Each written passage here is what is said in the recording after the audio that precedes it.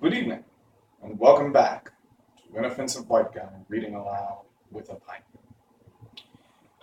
We here at Inoffensive White Guy Reading Aloud with a Pipe would like to begin this evening's program by thanking our viewers and letting you know just how much we appreciate you. So, I appreciate you very much. Thank you for joining us once again. Tonight we will continue our reading of The Wonderful Wizard of Oz by L. Frank Baum with Chapter 7, The Journey to the Great Oz. They were obliged to camp out that night under a large tree in the forest, for there were no houses near. The tree made a good, thick covering to protect them from dew, and the Tin Woodman chopped a great pile of wood with his axe, and Dorothy built a splendid fire that warmed her and made her feel less lonely. She and Toto ate the last of their bread, and now she did not know what they would do for breakfast. "If you wish," said the Lion, "I will go into the forest and kill a deer for you. You can roast it by the fire, since your tastes are so peculiar that you prefer cooked food, and then you will have a very good breakfast." "Don't, please don't," begged the Tin Woodman. "I should certainly weep if you killed a poor deer, and then my jaws would rust again." But the Lion went away into the forest and found his own supper, and no one ever knew what it was, for he didn't mention it. And the Scarecrow found a tree full of nuts and filled Dorothy's basket with them, so that she would not be hungry for a long time. She thought this was very kind and thoughtful of the Scarecrow, but she laughed heartily at the awkward way in which the poor creature picked up the nuts. His padded hands were so clumsy and the nuts were so small that he dropped almost as many as he put in the basket. But the Scarecrow did not mind how long it took him to fill the basket, for it enabled him to keep away from the fire, as he feared a spark might get into his straw and burn him up. So he kept a good distance away from the flames, and only came near to cover Dorothy with the dry leaves when she lay down to sleep. These kept her very snug and warm, and she slept soundly until morning. When it was daylight, the girl bathed her face in a little rippling brook, and soon after they all started toward the Emerald City. This was to be an eventful day for the travelers. They had hardly been walking an hour when they saw before them a great ditch that crossed the road and divided the forest as far as they could see on either side. It was a very wide ditch, and when they crept up to the edge and looked into it, they could see it was also very deep, and there were many big, jagged rocks at the bottom. The sides were so steep that none of them could climb down, and for a moment it seemed that their journey must end. "What shall we do?" asked Dorothy despairingly. "I haven't the faintest idea," said the Tin Woodman, and the Lion shook his shaggy mane and looked thoughtful. But the Scarecrow said, "We cannot fly, that is certain. Neither can we climb down into this great ditch. Therefore, if we cannot jump over it, we must stop where we are." "I think I could jump over it," said the Cowardly Lion, after measuring the distance carefully in his mind. "Then we are all right," answered the Scarecrow, "for you can carry us all over on your back, one at a time." "Well, I'll try it," said the Lion. "Who will go first?" "I will," declared the Scarecrow, "for if you found that you could not jump over the gulf, Dorothy would be killed, with the Tin Woodman badly dented on the rocks below. But if I am on your back, it will not matter much, for the fall would not hurt me at all." "I'm terribly afraid of falling myself," said the Cowardly Lion, "but I suppose there is nothing to do but try it. So get on my back, and we will make the attempt." The Scarecrow sat upon the Lion's back, and the big beast walked to the edge of the gulf and crouched down. "Why don't you run and jump?" asked the Scarecrow. "Because that isn't the way we lions do these things," he replied. Then, giving a great spring, he shot through the air and landed safely on the other side. They were all greatly pleased to see how easily he did it, and after the Scarecrow had got down from his back, the Lion sprang across the ditch again. Dorothy thought she would go next, so she took Toto in her arms and climbed on the Lion's back, holding tightly to his mane with one hand. The next moment it seemed as if she was flying through the air, and then, Before she had time to think about it, she was safe on the other side. The lion went back a third time and got the Tin Woodman, and then they all sat down for a few minutes to give the beast a chance to rest, for his great leaps had made his breath short, and he panted like a big dog that has been running too long. They found the forest very thick on this side, and it looked dark and gloomy. After the lion had rested, they started along the road of yellow brick, silently wondering, each in his own mind, if ever they would come to the end of the woods and reach the bright sunshine again. To add their discomfort, they soon heard strange noises in the depths of the forest, and the lion whispered to them that it was in this part of the country that the Caladas lived. "What are the Caladas?" asked the girl. "They're like monstrous beasts with bodies like bears and heads like tigers," replied the lion, "and with claws so sharp and long that they could tear me in two as easily as I could kill Toto. I'm terribly afraid of the Caladas." "I'm not surprised that you are," returned Dorothy. "They must be dreadful beasts." The lion was about to reply when suddenly they came to another gulf across the road. But this one was so broad and deep that the lion knew at once he could not leap across it. So they sat down to consider what they should do, and after serious thought, the Scarecrow said, "Here is a great tree standing close to the ditch. If the Tin Woodman can chop it down so that it will fall to the other side, we can walk across it easily." "That is a first-rate idea," said the lion. "One would almost suspect you had brains in your head instead of straw." The woodman set to work at once, and so sharp was his axe that the tree was soon chopped nearly through. Then the lion put his strong front legs against the tree and pushed with all his might, and slowly the big tree tipped and fell with a crash across the ditch, with its top branches on the other side. They had just started to cross this queer bridge when a sharp growl made them all look up, and to their horror they saw running toward them two great beasts with bodies like bears and heads like tigers. "They're the Caladas," said the Cowardly Lion, beginning to tremble. "Quick," said the Scarecrow, "let us cross over." So Dorothy went first, holding Toto in her arms. The Tin Woodman followed, and the Scarecrow came next. The lion, although he was certainly afraid, turned to face the Caladas, and then gave so loud and terrible a roar that Dorothy screamed, and the Scarecrow fell over backwards, while even the fierce beasts stopped short and looked at him in surprise. But, seeing they were bigger than the lion, and remembering that there were two of them and only one of him, the Caladas rushed forward, and the lion crossed over the tree and turned to see what they would do next. Without stopping an instant, the fierce beasts also began to cross the tree, and the lion said to Dorothy, "We are lost, for they will surely tear us to pieces with their sharp claws. But stand close behind me, and I will fight them as long as I am alive." "Wait a minute," said the Scarecrow. He had been thinking what was best to be done, and now he asked the woodman to chop away the end of the tree that rested on their side of the ditch. The Tin Woodman began to use his axe at once, and, just as the two Caladas were nearly across, the tree fell with a crash into the gulf, carrying the ugly, snarling brutes with it, and both were dashed to pieces on the sharp rocks at the bottom. "Well," said the Cowardly Lion, drawing a long breath of relief, "I see we are going to live a little while longer, and I'm glad of it, for it must be a very uncomfortable thing not to be alive. Those creatures frighten me so badly that my heart is beating yet." "Ah," said the Tin Woodman sadly, "I wish I had a heart to beat." This adventure made the travelers more anxious than ever to get out of the forest, and they walked so fast that Dorothy became tired and had to ride on the lion's back. To their great joy, the trees became thinner the further they advanced, and in the afternoon they suddenly came upon a broad river flowing swiftly just before them. On the other side of the water they could see the road of yellow brick running through a beautiful country, green meadows dotted with bright flowers, and all the road bordered with trees hanging full of delicious fruits. They were greatly pleased to see this delightful country before them.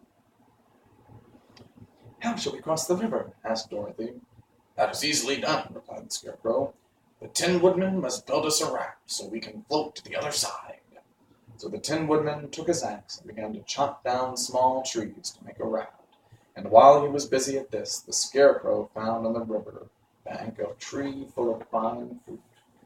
This pleased Dorothy, who had eaten nothing but nuts all day, and she made a hearty meal of the ripe fruit. But it takes time to make a raft, even when one is as industrious and untiring as the Tin Woodman, and when night came the work was not done. So they found a cozy place under the trees where they slept well until the morning, and Dorothy dreamed of the Emerald City and of the good Wizard Oz, who would soon send her back to her own home again. Move on now. Chapter 8. The Deadly Poppy Field.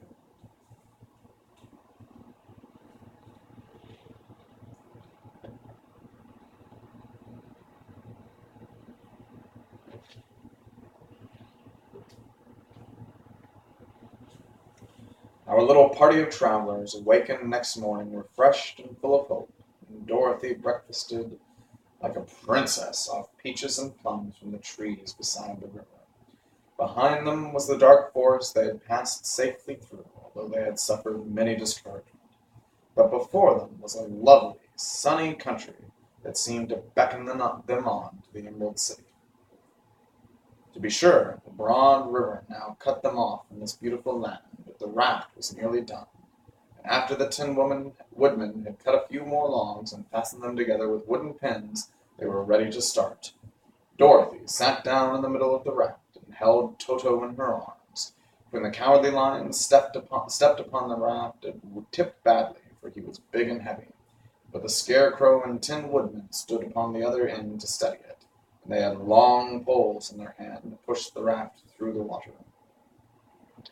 They got along quite well at first, but when they reached the middle of the river, the swift current swept the raft downstream, farther and farther away from the road of yellow brick, and the water grew so deep that the long poles would not touch the bottom.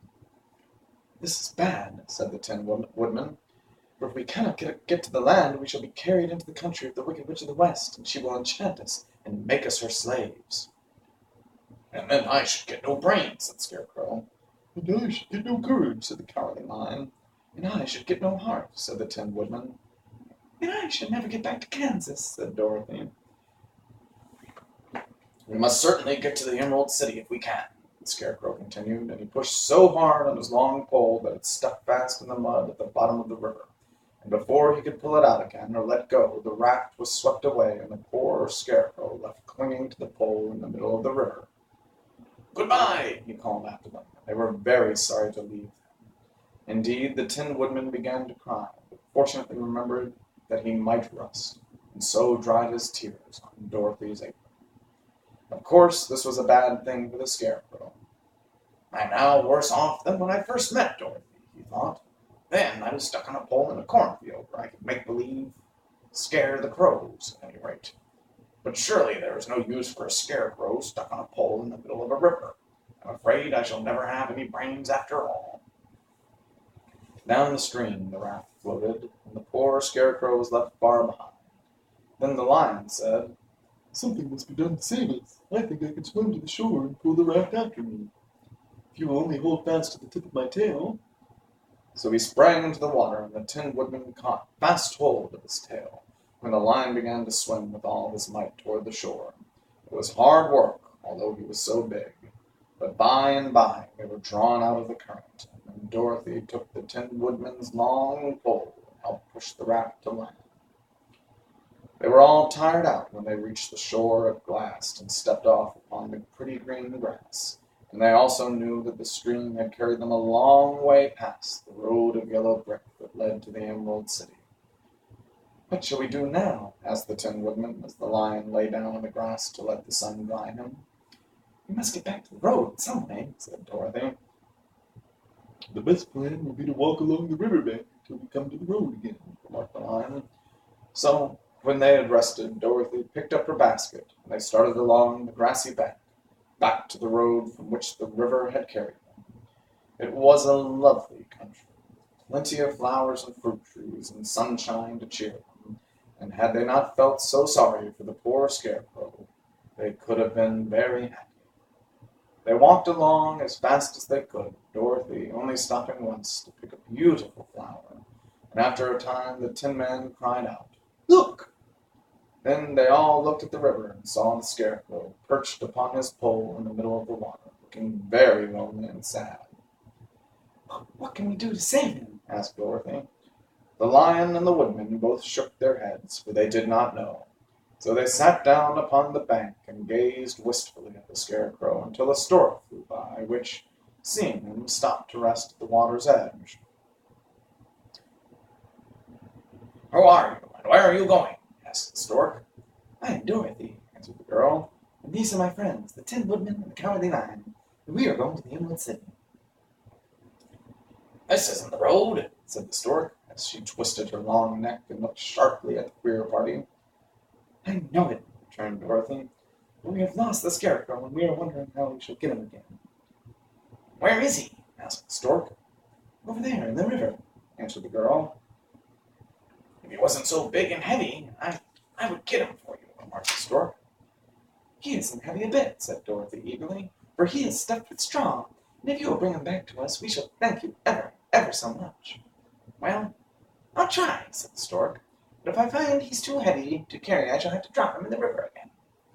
So the big bird flew into the air and over the water till she came to where the scarecrow was perched upon his pole. Then the stork, with her great claws, grabbed the scarecrow by the arm and carried him up into the air and back to the bank, where Dorothy and the Lion and the Tin Woodman and Toto were sitting. When the scarecrow found himself among his friends again, he was so happy that he hugged them all, even the Lion and Toto. As they walked along, he sang "Tol-de-riddio" at every step. He felt so gay. "I was afraid I should have to stay in the river forever," he said, "but the kind stork saved me. If I ever get any brains, I shall find the stork again, and do it some kindness in return." "That's all right," said the stork, who was flying along beside them. "I always like to help anyone in trouble. But I must go now, for my babies are waiting in the nest for me. I hope you will find the Emerald City, and that Oz will help you." "Thank you," replied Dorothy. And then the kind stork flew into the air and was soon out of sight. They walked along, listening to the singing of the bright-colored birds, and looked at the lovely flowers, which now became so thick that the ground was carpeted with them. There were big yellow and white and blue and purple blossoms, besides great clusters of scarlet poppies, which were so brilliant in color they almost dazzled Dorothy's eyes. "Aren't they beautiful?" the girl asked as she breathed in the spicy scent of the flowers. "I suppose so," answered the scarecrow. "When I have brains, I shall probably like them better." "If only I had a heart, I should love them," added the Tin Woodman. "I always did like flowers," said the Lion. "They seem so helpless and frail. But there are none in the forest so bright as these." They now came upon more and more of the big scarlet poppies, and fewer of the other flowers, and soon they found themselves in the midst of a great meadow of poppies. Now it is well known that when there are many of these flowers together, their odor is so powerful that anyone who breathes it in falls asleep, and if the sleeper is not carried away from the scent of the flowers, he sleeps on and on forever. But Dorothy did not know this, nor could she get away from the bright red flowers that were everywhere about. So presently her eyes grew heavy, and she felt she must sit down to rest and to sleep. But the Tin Woodman would not let her do this. "We must hurry and get back to the road of yellow brick before dark," he said, and the scarecrow agreed with him. So they kept walking until Dorothy could stand no longer. Her eyes closed in spite of herself, and she forgot where she was and fell among the poppies, fast asleep. "What shall we do?" asked the Tin Woodman. "We have to leave her here, and she will die," said the Lion. "The smell of the flowers is killing us all. I myself can scarcely keep my eyes open, and the dog is asleep already." It was true. Toto had fallen down beside his little mistress, but the scarecrow and the Tin Woodman, not being made of flesh, were not troubled by the scent of the flowers. "Run fast," said the scarecrow to the Lion, "and get out of this deadly flower bed as soon as you can. We will bring the little girl with us, but if you should fall asleep, you are too big to be carried." So the lion aroused himself and bounded forward as fast as he could go. In a moment he was out of sight. "Let us make a chair with our hands and carry her," said the Scarecrow. So they picked up Toto and put the dog in Dorothy's lap, and then they made a chair with their hands for the seat and their arms for the arms, and carried the sleeping girl between them through the flowers. On and on they went, and it seemed that the great carpet of deadly flowers that surrounded them would never end. They followed the bend of the river, and at last came upon their friend the lion, lying fast asleep among the poppies. The flowers had been too strong for the huge beast, and he had given up at last, and fallen only a short distance from the end of the poppy bed, where the sweet grass spread in beautiful green fields before them.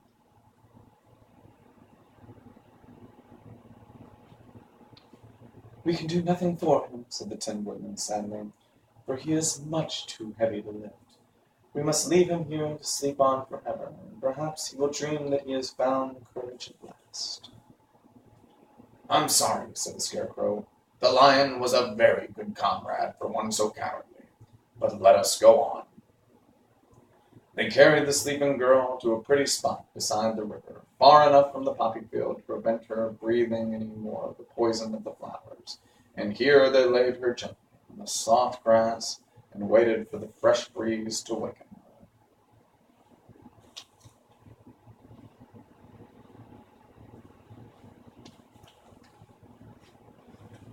We'll stop there, and thank you for once again joining us here at Inoffensive White Guy, reading aloud with a pipe.